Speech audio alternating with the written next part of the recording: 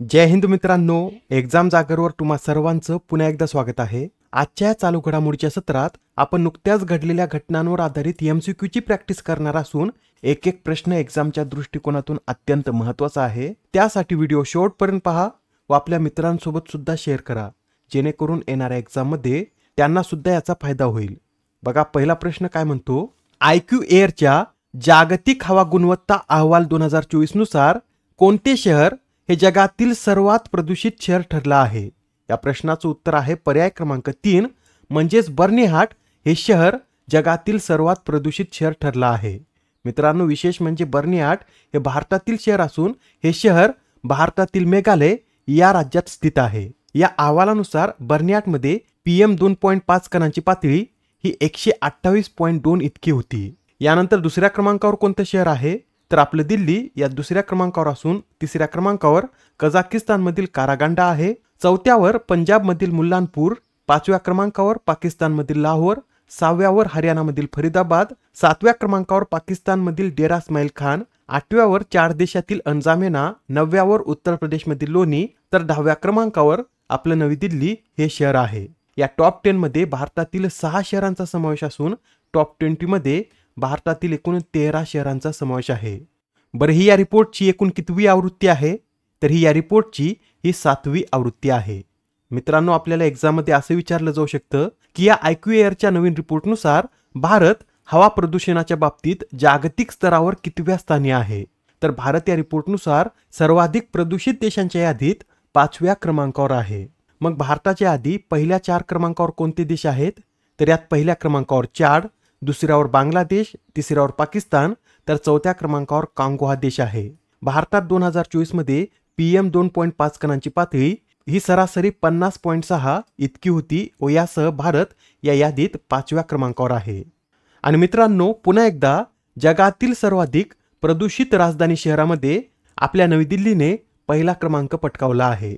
नवी दिल्ली हे सलग 6व्यांदा जगातील सर्वाधिक प्रदूषित राजधानी शहर ठरलं असून नवी दिल्ली नंतर यात चाड या देशाची राजधानी यंजामेना ही दुसऱ्या क्रमांकावर आहे, तिसऱ्यावर बांगलादेशची राजधानी ढाका, चौथ्यावर कांगोची राजधानी किशान्सा, तर 5व्या क्रमांकावर पाकिस्तानची राजधानी इस्लामाबाद आहे। बरं मित्रांनो, या अहवालातील माहितीनुसार किती देशांनी WHO हवा गुणवत्तेच्या मानकांची पूर्तता केली? तर असे फक्त 7च देश आहेत की ज्यांनी WHO हवा गुणवत्तेच्या मानकांची पूर्तता केली। ते देश कोणते? तर यात Australia, Bahamas, Barbados, Estonia, Grenada, Iceland आणि न्यूझीलंड या देशांचा समावेश होतो। आणि WHO चे जे मानक आहेत त्यानुसार PM 2.5 कणांच्या पातळीची वार्षिक मर्यादा ही 5 मायक्रोग्रॅम्स पर क्युबिक मीटर इतकी असावी, तर PM 10 कणांची वार्षिक मर्यादा ही 15 मायक्रोग्रॅम्स पर क्युबिक मीटर इतकी असावी। ठीक आहे, या न्यूज संबंधीचे एवढे पॉइंट तुमच्या लक्षात आले असतील। तर आता हा प्रश्न पहा, कोणता देश हा पंतप्रधान मोदी यांना आपल्या सर्वोच्च पुरस्काराने सन्मानित करणारा जगातील 21वा देश ठरला आहे? या प्रश्नाचं योग्य उत्तर आहे पर्याय क्रमांक 4 म्हणजेच मॉरिशियस हा देश पंतप्रधान मोदी यांना आपला सर्वोच्च सन्मान देणारा जगातील 21वा देश ठरला आहे। मित्रांनो, आपले पंतप्रधान मोदी हे मॉरिशियस देशाच्या दौऱ्यावर गेले असून त्या दरम्यानच मॉरिशियसचे पंतप्रधान नवीन चंद्र रामगुलाम यांनी आपल्या देशातील सर्वोच्च पुरस्कार the grand Commander of the Order of the star and की ऑफ द इंडियन ओशन हा पुरस्कार मोदी यांना जाहीर केला आहे। आणि मॉरिशियसचा सर्वोच्च पुरस्कार मिळवणारे पंतप्रधान मोदी हे पहिलेच भारतीय व्यक्ती आहेत। 12 मार्च 1992 रोजी मॉरिशियस प्रजासत्ताक झाल्यापासून आतापर्यंत फक्त 5च परदेशी मान्यवरांना हा पुरस्कार देण्यात आला असून हा पुरस्कार मिळवणारे पहिले परदेशी व्यक्ती कोण? तर नेल्सन मंडेला हा पुरस्कार मिळवणारे पहिले परदेशी व्यक्ती होते। त्यांना 1998 मध्ये या पुरस्काराने सन्मानित करण्यात आलं होतं। बरं, आपले पंतप्रधान मोदी हे मॉरिशियसला कशासाठी गेलेत? तर मित्रांनो, 12 मार्च रोजी मॉरिशियस हा देश आपला राष्ट्रीय दिन साजरा करतो व यंदाच्या त्यांच्या राष्ट्रीय दिनात पंतप्रधान मोदी यांना प्रमुख पाहुणे म्हणून आमंत्रित करण्यात आलं होतं। त्यामुळे पंतप्रधान मोदी हे मॉरिशियसला गेले आहेत। बरं, पंतप्रधान मोदी यांना सन्मानित करणारा 20वा देश कोणता असं जर विचारलं तर कुवेत हा मोदी यांना सन्मानित करणारा 20वा देश आहे। कुवेत या देशाने पंतप्रधान मोदी यांना the Order of Mubarak Al Kabeer या पुरस्काराने सन्मानित केलं होतं। तर गयाना या देशाने द ऑर्डर ऑफ एक्सलेन्स, नायजरने Grand Commander of the Order of Niger, बार्बाडोसने Honorary Order of Freedom of Barbados, तर डोमिनिकन रिपब्लिक या देशाने डोमेनिका अवॉर्ड ऑफ ऑनर या पुरस्काराने मोदी यांना सन्मानित केला आहे. मित्रांनो, हे 5 पुरस्कार महत्त्वाचे आहेत कारण या पुरस्कारांची घोषणा 2024 मध्ये करण्यात आली होती. आणि मोदी यांना जे इतर 15 देशांनी सन्मानित केलं आहे त्या देशांची नावे सुद्धा लक्षात ठेवा. यामध्ये Greece, France, Egypt, Papua New Guinea, Fiji, Republic of Palau, Bhutan, America, Bahrain, Maldives, Russia, संयुक्त अरब अमिरात, पॅलेस्टाईन, अफगाणिस्तान व सौदी अरेबिया या देशांचा समावेश आहे. नेक्स्ट क्वेश्चन पहा. 2025च्या वर्ल्ड ज्युनियर चेस चॅम्पियनशिप स्पर्धेचे विजेतेपद कोणी पटकावले? तर या 2025 मधील वर्ल्ड ज्युनियर चेस चॅम्पियनशिप स्पर्धेचे विजेतेपद हे प्रणव व्यंकटेश यांनी पटकावलं आहे. प्रणव व्यंकटेश ही स्पर्धा जिंकणारे भारताचे एकूण कितवे खेळाडू आहेत? तर ते ही स्पर्धा जिंकणारे भारताचे एकूण 7वे खेळाडू आहेत. या स्पर्धेतीलच महिला वर्गातील किताब हा अना शुकमन यांनी पटकावला आहे. पर यंदाची ही स्पर्धा कुठे आयोजित करण्यात आली होती? तर मॉन्टेनेग्रोच्या पेट्रॉक या शहरात ही स्पर्धा आयोजित करण्यात आली होती. आता हा प्रश्न पहा. कोणतं राज्य हे स्वतःचा उपग्रह लॉन्च करण्याची घोषणा करणारे भारतातील पहिलं राज्य ठरलं आहे? अत्यंत महत्त्वाचा प्रश्न आहे. येणाऱ्या एक्झाम मध्ये हमखास हा प्रश्न विचारण्यात येईल. तर लक्षात ठेवा, आसाम हे राज्य स्वतःचा उपग्रह लॉन्च करण्याची घोषणा करणारे भारतातील पहिलं राज्य ठरलं आहे. आसामने नुकताच आपला अर्थसंकल्प सादर केला असून यात आसाम सॅट हा उपग्रह लॉन्च करण्याची घोषणा करण्यात आली. हा जो उपग्रह आहे हा उपग्रह काय करेल?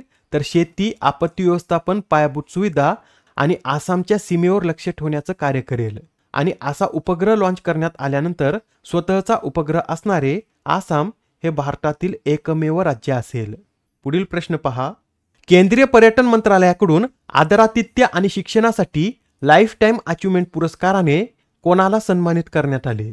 तर आता नुकतेच केंद्रीय पर्यटन मंत्रालयाने आदरातिथ्य आणि शिक्षणासाठी सुबोर्न बोस यांना लाईफ टाईम अचिव्हमेंट पुरस्काराने सन्मानित केला आहे. हे जे सुबोर्न बोस आहेत हे इंटरनॅशनल इन्स्टिट्यूट ऑफ हॉटेल मॅनेजमेंटचे अध्यक्ष असून त्यांनी जे हॉटेल मॅनेजमेंट शिक्षण क्षेत्रात कार्य केलं आहे त्यासाठीच त्यांना या पुरस्काराने सन्मानित करण्यात आलं. मित्रांनो, याआधी सुद्धा काही महत्त्वपूर्ण पुरस्कार देण्यात आले असून ते सुद्धा आपण एकदा पाहून घेऊया.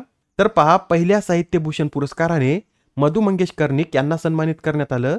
CK नायडू जीवनगौरव पुरस्कार Sachin Tendulkar, Asian cinema culture award Javed Akhtar, सिंगापूरचा मानद नागरिक पुरस्कार तरुण दास, सुभाषचंद्र बोस आपत्ती व्यवस्थापन पुरस्काराने इन्कोईज या संस्थेला सन्मानित करण्यात आलं. तर पद्मपाणी जीवनगौरव पुरस्काराने सईपरांजपे यांना सन्मानित करण्यात आलेलं आहे.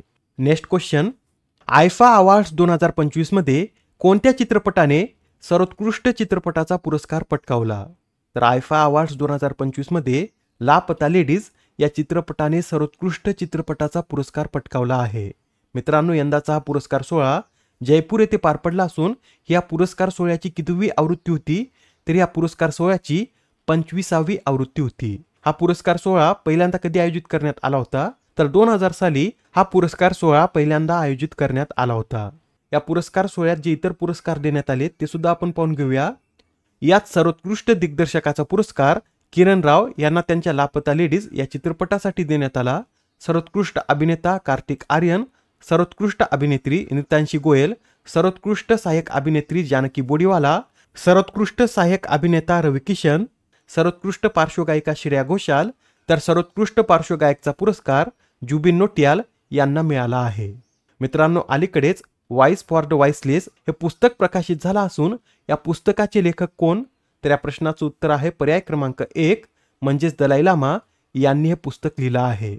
महत्त्वाचं पुस्तक आहे. येणाऱ्या एक्झाम मध्ये यावर प्रश्न विचारला जाऊ शकतो. तर लक्षात ठेवा, व्हॉइस फॉर द व्हॉइसलेस या पुस्तकाचे लेखक हे दलाई लामा आहेत.